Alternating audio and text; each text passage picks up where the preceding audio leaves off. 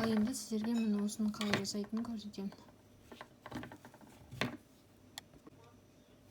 Достар, мінекей мынандай жасау үшін бізге осындай карточка немесе любой осындай бір карточка негізі ыңғайлы болады. Сол карточкаға аласыздар да осылайынан карточканың көлемінде жіпті осылайынан алып, примерно так 2, 3, 4, 5, 6, 7, 8, 9, 10, где-то 11.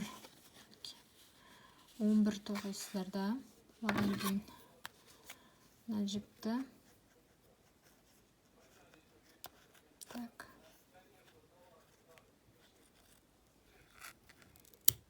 кесіп, одан кейін примерно мына жерден жіптен где-то бір осындай алып кесіп аласыздар да. Одан кейін мына екі жіпте төмен қарап тұр, мына үстіңгі жіпке осылайынан алып, мына жаңа кескен жіпті кіргіземіз. Кіргіземіз да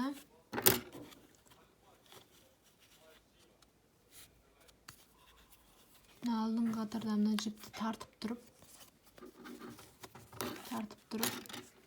мынаны байлаймыз. Мынаны астында қалу керек, осылайынан жақсылап байлаймыз. Одан кейін астын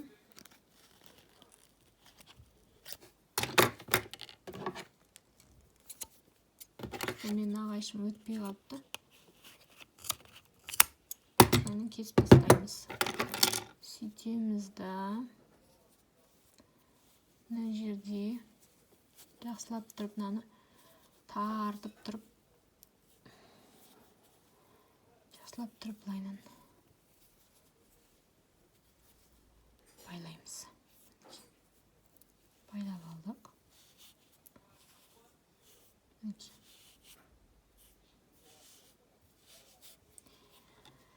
Енді мынасын қайтып жасаймыз. Ол үшін мына жіпті алып, мінекей, жаңа жіптің соңын алып, примерно төмен түсіп кеткен сияқты. Жаңа қайшым үлкен болған үшін деп ойлап отырмын мен. Мынаны былайынан үстіңгі жібін былайынан түзілейміз да. Астыңғы жібімен равнять етіп, примерно мына жіпті, мінекей көрінеді ме, мына жіпті алып, одан кейін былайынан жақсылап мінекей байлаймыз. Тартып тұрып байлаймыз, жақсылап. Примерно бір 7-8 рет жақсылап осылайынан байлаймыз да.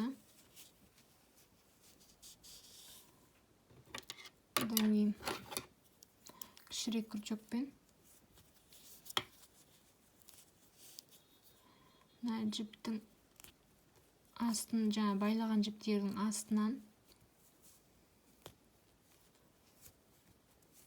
мына жіпті тартып тұрып, жаңа біз байлап атқан жіпті тартып тұрып, мен шығарамда бір, мына қалған өтпей қалды, негізі бірден өткізіп жіберсеңіздер болады, мінекей 2. Осылайынан жасаймын да. Так, примерно жіпті кесіп, одан кейін мынаны былайынан шығарамын да, мынаның асты жағынан мына жіпті қайтадан кіргізіп жіберем.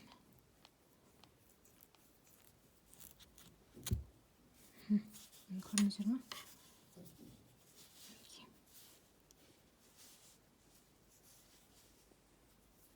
Дайын болды. Қазір байлаған кезде мынаны арт жағына қарай байлап жібереміз. Сонымен болады. Достар, мына жерде біз қалай мынандай қылып байлаймыз. Ол үшін мына екеуін бір-біріне беттестіріп, жоғары жағында мына ряд қалдырғанда екінші рядтың үстіне байлайтын боламыз. Ортасын таптық, иә, мына ортасы болды. Сол ортасын біреу тұр мінекей. Соның шетіне біреу қалдырамыз, мына шетіне біреу қалдырамыз, сонымен мына жағынан санағанда міне үшіншісіне, мына жағынан санағанда үшіншісіне, сол үшіншісіне байлайтын боламыз. Жоғары қатар, иә, мына бір ряд қалдырамыз, одан кейін астыңғы рядына мына жіптерді біз мына жағын артына қарай қалдырып тартамыз, бір жіпті шығарып, одан кейін мына жіптің мына жағынан келесін тартамыз.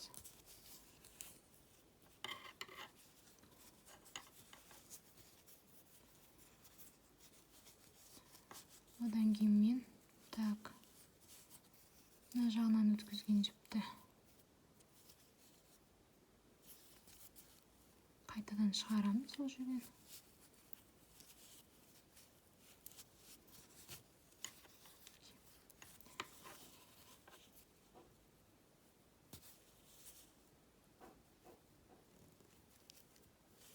Бір кез келген ілмегіне осылайынан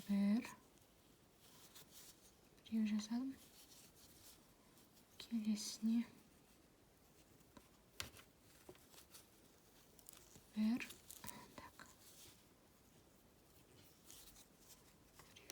Сонымен мына түспейтін болады. Енді жақсылап кіргізіп, асты жағына тығып жасырып жібереміз.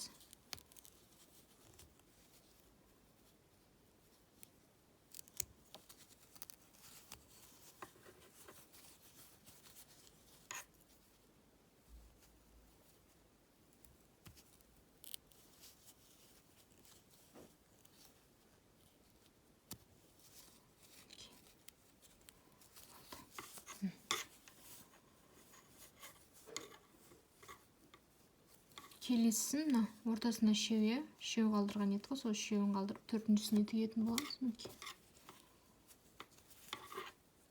Бір, екі, үшеу қалдырып төртіншісіне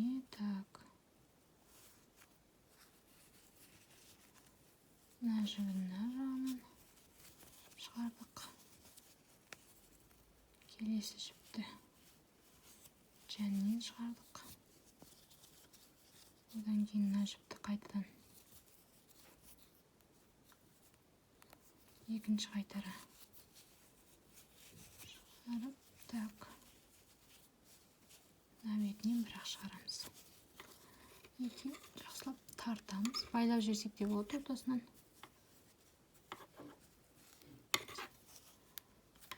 И тура жаңағыдай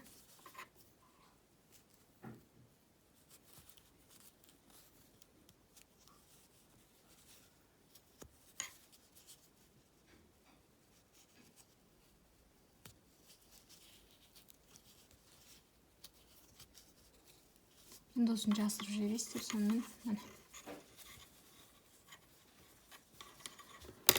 одан кейін мына жағын выравнивать ету керек. Айтпақшы, мына жіпті аласыздар да, примерно түзу болу үшін осылайынан кесіп жібересіздер. Одан кейін келесісін тоже, чтобы ровный болу үшін ұстап тұрасыздар да.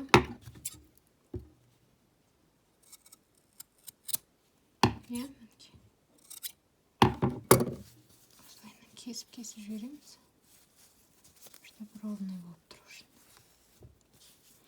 Одан кейін мына аяқ киімге алып, мына үстіңгі жағынан, мына екі шетінен алып, тігіп жібересіздер. Сонымен аяқ киім дайын болады. Өздеріңізге, ыңғайларыңызға қараймын. Осылайынан қыласыздар ма, осылайынан тігіп жіберсеңіздер болады. Мен сіздерге көрсету үшін осындай қылып, мына жерден ине қадап қойдым. Осылайынан примерно қылып ашын. Жіппен осылайынан екі шетінен қадап қойсаңыздар да болады. Осылайынан тігіп қойсаңыздар болады. Мінекей осындай болып шықты. Біздің аяқ киіміміз өте әдемі, сондай бір бір сондай жинақы деймін ба, және де үйге кигенге өте ыңғайлы. Домашний аяқ киімдердің, мне кажется, жақсы жаңа алмастыратын болады. Осындай әрі жылы, әрі жаңағыдай, особенно жер тамда, осындай благостройка квартирада емес, сондай жерлерде тұратын адамдарға, мне кажется, таптырмайтын сондай жылы аяқ киім сияқты. Өйткені жер тамда обычно пол суық болады ғой. Сол себепті мінекей осындай қылып тоқып алсаңыздар болады, әп-әдемі болып шығады.